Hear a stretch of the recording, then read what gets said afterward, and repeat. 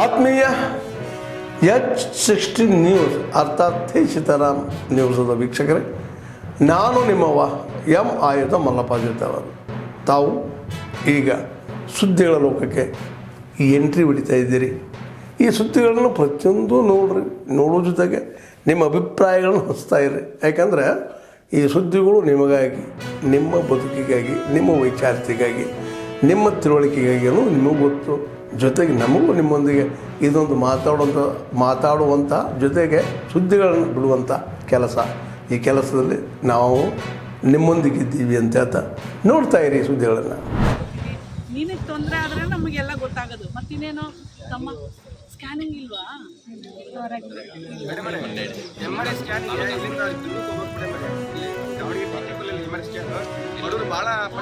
CT scan ಇದೆ madam. ಇಲ್ಲ madam, ಹೊರಗಡೆ ಸಿಟಿ ಸ್ಕ್ಯಾನ್ ಅಂತ ಇರೋದು. MRI ಸ್ಯಾಂಕ್ಷನ್ ಆಗಿಲ್ಲ ಮೇಡಮ್. ಈಗ ಟೆಂಡರ್ ಆಗ್ತಾರೆ ಸ್ಟೇಟಲ್ಲಿ. ಈಗ ಸ್ಯಾಂಕ್ಷನ್ ಆಗಿದೆ, ಟೆಂಡರ್ ಆಗಿದೆ.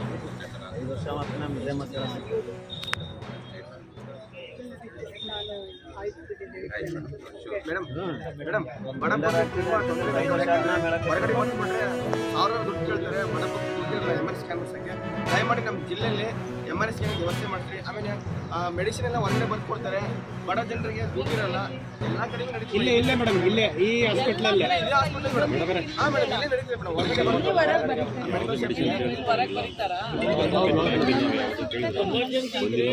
ಸರ್ಕಾರಿ ಆಸ್ಪತ್ರೆ ನಿಮಗೆ ಇದು ಕೊಟ್ಟಿದ್ದೆ, ಮನವಿ ಕೊಟ್ಟಿದ್ದೆ.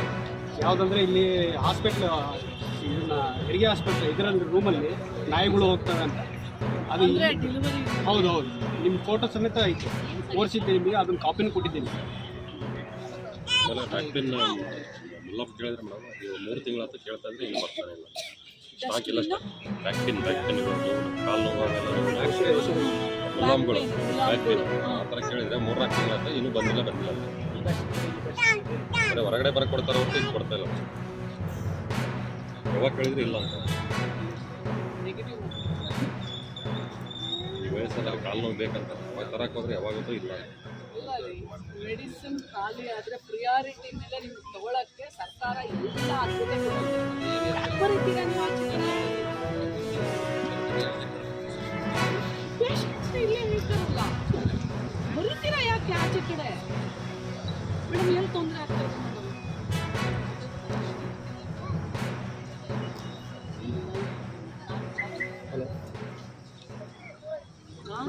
ನಾನು ನೀವು ಒಂದು ನಿಮಿಷ ಇರೋ.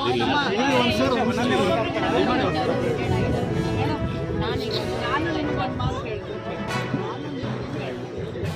ನಾನು ನಿಮ್ಗೂ ತಾಯಿ, ನಾನು ನಿಮ್ಗೂ ಡಾಕ್ಟರ್. ನಾವು ಗಂಡಸರಿಗಿಂತ ಜಾಸ್ತಿ ಕಮಿಟೆಡ್, ಕರಪ್ಷನ್ಲೆಸ್, ತಾಯಿ ಹುಡುಗಿಯಿಂದ ಕೆಲಸ ಮಾಡೋದು.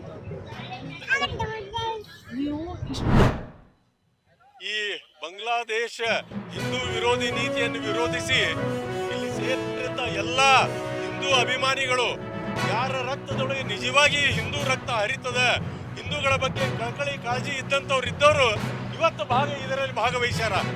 ಹೀಗಾಗಿ ಆ ದೃಷ್ಟಿಯಿಂದ ಭಾಗವಹಿಸಿದಂಥ ಎಲ್ಲ ಹಿಂದೂ ಅಭಿಮಾನಿಗಳಿಗೆ ಅಂತಾರಾಷ್ಟ್ರೀಯ ಹಿಂದೂ ಪರಿಷತ್ ಮತ್ತು ರಾಷ್ಟ್ರೀಯ ಬಜರಂಗ ದಳ ವತಿಯಿಂದ ತಮ್ಮೆಲ್ಲರಿಗೂ ಹೃತ್ಪೂರ್ವಕ ಅಭಿನಂದನೆಗಳನ್ನು ನಾನು ಹೇಳಿಸ್ತೀನಿ.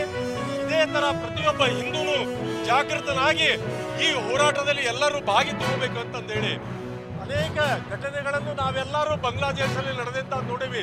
ಹಿಂದೂಗಳನ್ನು ಕೊಂದು ಅವ್ರನ್ನ ಹಗ್ಗದಲ್ಲಿ ಕಟ್ಟಿ ಗಿಡದಲ್ಲಿ ಜೋತಾಡಿಸಿ ಇದನ್ನೆಲ್ಲ ಮಾಡಿದಂಥದ್ದು ಸರ್ಕಾರ ಅವ್ರಿಗೆಲ್ಲರಿಗೂ ಪೂರ್ತಿ ಪ್ರಚೋದನೆ ಕೊಡ್ತಾ ಇದೆ, ಅವ್ರಿಗೆ ಸಹಕಾರ ಕೊಡ್ತಾ ಇದೆ, ಸಹಾಯ ಮಾಡ್ತಾ ಇದೆ. ನಮ್ಮ ದೇಶದಲ್ಲಿ ನಾವು ಸಬ್ಕಾ ಸಾಥ್ ಸಬ್ಕಾ ವಿಶ್ವಾಸ ಅಂತ ನಾವು ಹೊಂಟೇವಿ. ಆದ್ರೆ ಅದನ್ನ ದುರುಪಯೋಗ ಮಾಡಿಕೊಂಡು ಅವ್ರು ಇದನ್ನು ಮಾಡ್ತಾ ಇದ್ದಾರೆ. ದಯವಿಟ್ಟು ನಮ್ಮ ಸರ್ಕಾರ ಕೂಡ ಇದರ ಬಗ್ಗೆ ಕೂಡಲೇ ಯಾವುದೇ ಕರುಣೆ, ಅವ್ರ ಬಗ್ಗೆ ಗೌರವ, ಅಭಿಮಾನ ತೋರಿಸ್ತೇನೆ ಆ ದೇಶದ ವಿರುದ್ಧ ಹಿಂದೂಗಳನ್ನು ಬಚಾವ್ ಮಾಡಲಿಕ್ಕೆ ಏನೇನು ಸಾಧ್ಯದ ಅದನ್ನೆಲ್ಲವನ್ನು ಮಾಡಬೇಕು ಅಂತ ನಮ್ಮ ಸರ್ಕಾರಕ್ಕೆ ನಾನು ಗಟ್ಟಿಯಾಗಿ ಒತ್ತಡ ಹಾಕಿ ಹೇಳ್ತೀನಿ. ಮತ್ತು ಅದರ ಜೊತೆಗೆ ಹಿಂದೂಗಳ ಪರವಾಗಿಯೂ ನಾನು ಕೇಂದ್ರ ಸರ್ಕಾರಕ್ಕೆ ನಾನು ಹೇಳ್ತೀನಿ, ಬಾಂಗ್ಲಾದೇಶವನ್ನು ಬಿಡುಗಡೆ ಮಾಡಿದಂತಹ ದೇಶ ನಮ್ಮದು. ಅವ್ರಿಗೆ ಸ್ವಾತಂತ್ರ್ಯ ಕೊಡಿಸಿದವ್ರು ನಾವು. ಇವತ್ತು ಅವ್ರು ನಮ್ಮ ಮೇಲೆಲ್ಲ ಆಘಾತ ಮಾಡ್ತಾ ಇದ್ದಾರಂದ್ರೆ ಸುಮ್ಮನೆ ಕೊಡೋದು ನಮ್ದು ದೊಡ್ಡ ತಪ್ಪಾಗ್ತದೆ.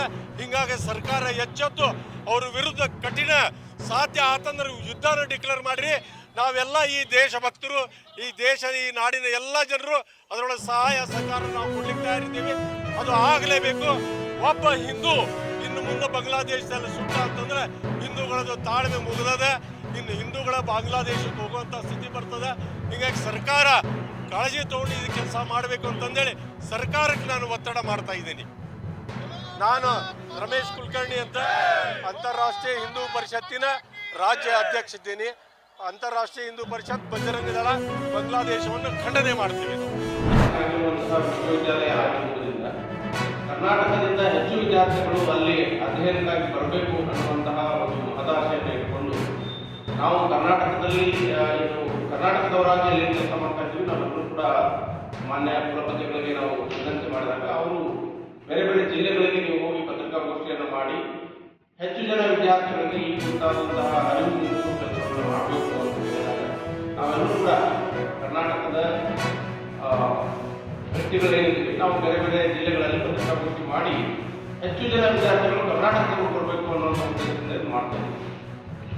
ನಮಗೆ ಅಡ್ಮಿಷನ್ನಿನ ಕೊರತೆ ಇಲ್ಲ.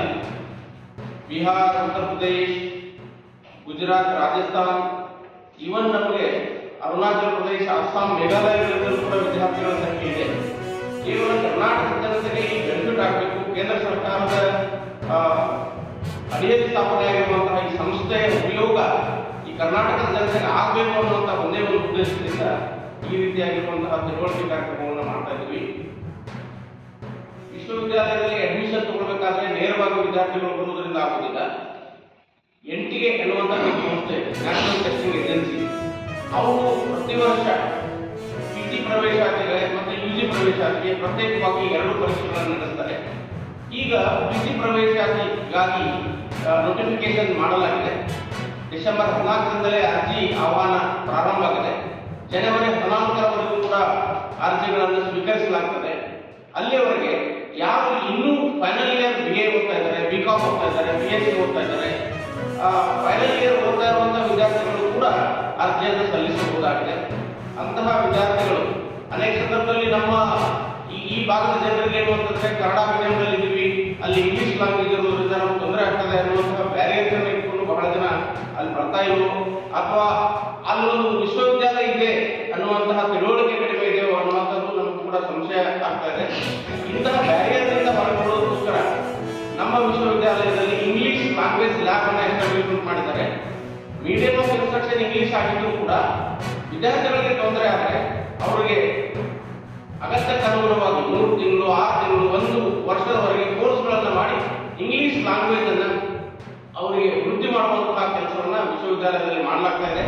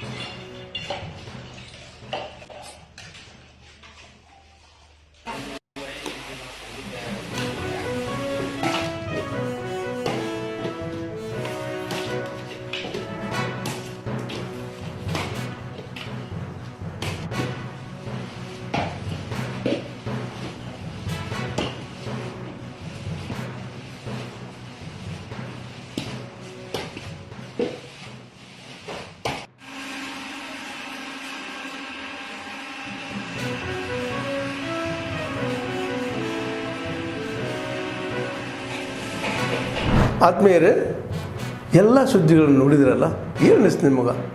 ಇದರಲ್ಲೇ ನಿಮ್ಗೆ ಲೈಕ್ ಆಗಿರ್ಬೋದು, ಡಿಸ್ಲೈಕು ಆಗಿರ್ಬೋದು, ಕಾಮೆಂಟ್ ಬೇಡಪ್ಪ ಅಂತೂ ಅನಿಸಿರ್ಬೋದು, ಕಾಮೆಂಟ್ ಮಾಡಬೇಕಪ್ಪ ಅನಿಸಿರ್ಬೋದು, ಶೇರ್ ಮಾಡಬಾರ್ದಪ್ಪ ಅನಿಸಿರ್ಬೋದು, ಅದು ಮಾಡಬೇಕು ಅನಿಸಿರ್ಬೋದು. ಏನಾದರೂ ಆಗಲಿ ಶೇರ್ ಮಾಡ್ತಾಯಿರಿ, ಈ ನ್ಯೂಸ್ಗಳನ್ನ ಹಂಚ್ತಾ ಇರಿ, ಜೊತೆಗೆ ಇದಕ್ಕೆ ಸಬ್ಸ್ಕ್ರೈಬ್ ಆಗ್ತಾಯಿರಿ ಅಂತ ಹೇಳ್ತಾ H16 ನ್ಯೂಸ್ ಅರ್ಥಾತ್ ಹೇ ಸೀತಾರಾಮ್, ಇದು ಸತ್ಯದ ಕೈಗೆ ನಡಿ. ವಂದನೆಗಳು.